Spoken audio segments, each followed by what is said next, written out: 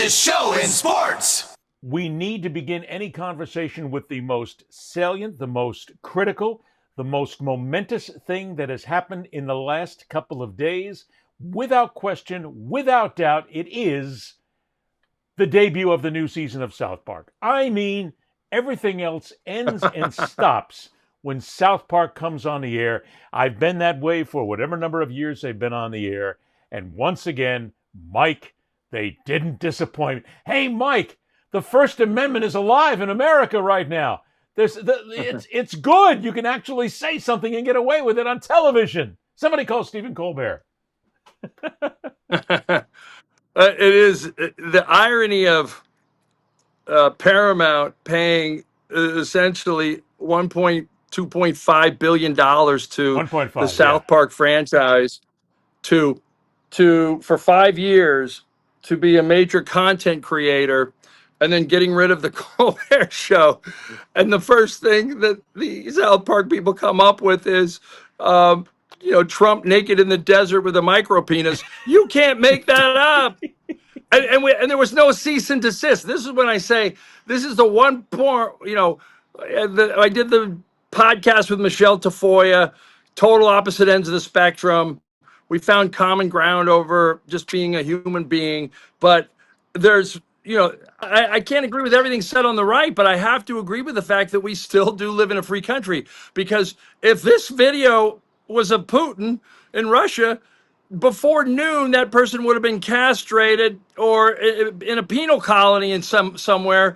The South Park guys would have been in a penal colony. In the U.S., seething and trying to find a way to put them in a penal colony. But so I think it's a great lesson in, okay, yes, hate speech sometimes is disguised as free speech. Really brutal comedy speech is disguised. Well, yeah, that's just it, Mike. This was not. I mean, you can't make that stuff up. Another thing is, some guy said, "I hate Trump because."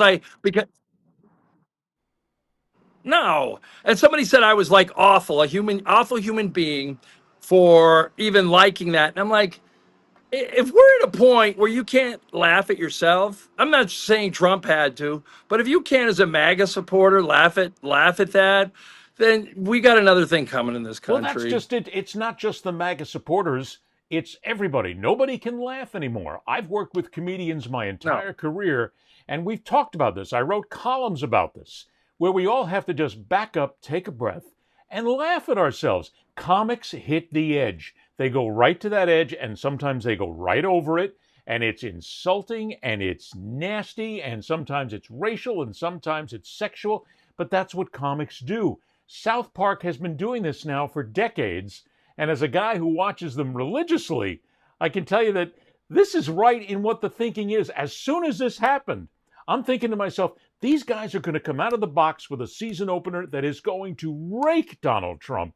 And I mean, most of it you can't repeat on any kind of normal air. I was listening to CNN this morning, and they were talking about it, and they're showing clips from it. And they showed like the only 2 clips that you could actually use from it and get away with it. It is brutal, but it is hysterical. We just got to laugh at ourselves and stop with this nonsense, because I'll tell you, here's the next thing, Mike. This was just the season opener. I mean, can you imagine what these guys have got cooked for the rest of the year? And the way they do their animation, they can pretty much lead up to a news item, and they're only like a day off.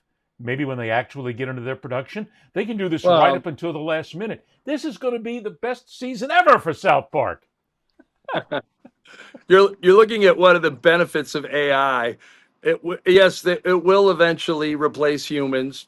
We will be, we are a doomed civilization. But before that happens, there's going to be a lot of moments that we can create video like this that is nowhere near the truth.